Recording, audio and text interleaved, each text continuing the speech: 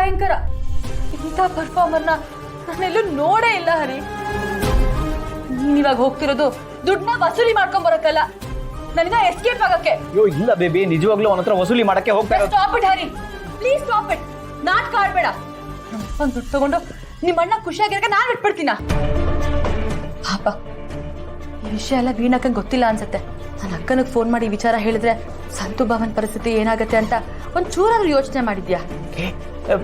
Baby ಹಾಗೆಲ್ಲ ಮಾಡಕ್ ಹೋಗ್ಬೇಡ.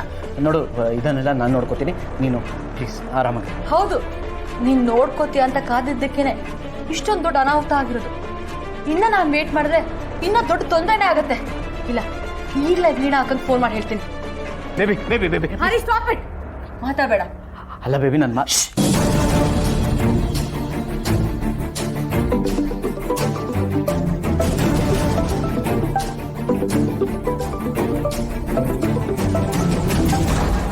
ಸಿಂಚನ. ಹಲೋ, ಹೇಳು ಸಿಂಚನ.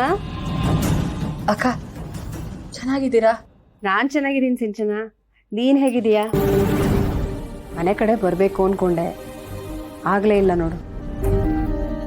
ಇಂಥ ಸಮಯದಲ್ಲಿ ಬಂದು ಆಗಾಗ ಮಾತಾಡ್ಸ್ಕೊಂಡು ಹೋಗ್ತಾ ಇದ್ರೆ ನಿನಗೂ ಖುಷಿ ಆಗುತ್ತೆ. ಆದರೆ ಇತ್ತೀಚೆಗೆ ನಿಮ್ಮ ಮನೆ ಕಡೆ ನಡೀತಾ ಇರೋ ರಾಧ ಅಂತ ನೆನೆಸ್ಕೊಂಡ್ರೆ ಅಲ್ಲಿಗೆ ಬರೋದಕ್ಕೆ ಮನಸ್ಸಾಗಲಿಲ್ಲ, ಅದಕ್ಕೆ ಬರಲಿಲ್ಲ. ಬೇಜಾರು ಮಾಡ್ಕೋಬೇಡ. ಅಕ್ಕ, ನಾನು ನಿಮಗೆ ಎಷ್ಟೊಂದೆಲ್ಲ ಬೇಜಾರು ಮಾಡಿದ್ದೀನಿ. ನಮ್ಮ ಮನೆಯವರು ಅಯ್ಯೋ ಅನ್ಸಿದ್ದಾರೆ. ಆದರೂ ನನ್ನ ಬಗ್ಗೆ ಅಷ್ಟೊಂದು ಕಾಳಜಿ ತೋರಿಸ್ತೀರಲ್ಲ ಅಕ್ಕ. ಅದೆಲ್ಲ ಯಾವಾಗಲೂ ಆಗೋಗಿರೋ ಮಾತು ಸಿಂಚನ.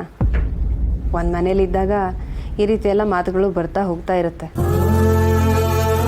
ಆದರೆ ಈಗ ನಾನೇನು ಅಂತ ನಿನಗೆ, ನೀನೇನು ಅಂತ ನನಗೆ ಗೊತ್ತಾಗಿದೆಯಲ್ವಾ. ಇನ್ಮೇಲೆ ಜಗಳ ಆಡಿದ್ರೆ ಚೆನ್ನಾಗಿದ್ರೆ ಆಯ್ತಪ್ಪ. ಅಂದಂಗೆ ನೀನು ಚೆಕಪ್ಗೆ ಹೋಗಿದ್ಯಾ? ಮಗು ಬೆಳವಣಿಗೆ ಎಲ್ಲ ಹೇಗಿದೆ ಅಂತೆ? ತುಂಬ ಚೆನ್ನಾಗಿದೆ ಅಕ್ಕ. ಯಾಕೆ ಸಿಂಚನ, ಮಗು ವಿಚಾರ ಮಾತಾಡ್ತಿದ್ದಾಗೆ ಏನೋ ಒಂಥರ ಡಲ್ ಆಗಿಬಿಟ್ಟೆ? ಯಾಕೆ, ಏನಾಯ್ತು? ಏನಾದರೂ ಸಮಸ್ಯೆನಾ? ಹಾಗೇನಿಲ್ಲ ಅಕ್ಕ, ಮಗು ಬೆಳವಣಿಗೆ ಎಲ್ಲ ತುಂಬ ಚೆನ್ನಾಗಿದೆ. ಈಗ ನಾನು ಫೋನ್ ಮಾಡಿದ್ದು ನಿಮ್ಮ ಹತ್ರ ಒಂದು ಮುಖ್ಯವಾದ ವಿಚಾರ ಮಾತಾಡೋಕ್ಕೆ. ಅದು ಭಾವನ ವಿಚಾರದಲ್ಲಿ ನಮ್ಮ ಮನೇಲಿ ದೊಡ್ಡ ಗಲಾಟೆ ಪಂಚಾಯಿತಿ ಆಯ್ತಲ್ಲ, ಅದೆಲ್ಲ ನಿಜವಾಗ್ಲೂ ಆಗಿರೋದಲ್ಲ ಅಕ್ಕ. ದುಡ್ಡು ಆಸೆಗೋಸ್ಕರ ನಮ್ಮಪ್ಪ ಮತ್ತೆ ಸಂತೋಷ್ ಬಾಬಾ ಸೇರ್ಕೊಂಡು ಮಾಡಿರೋ ನಾಟಕ.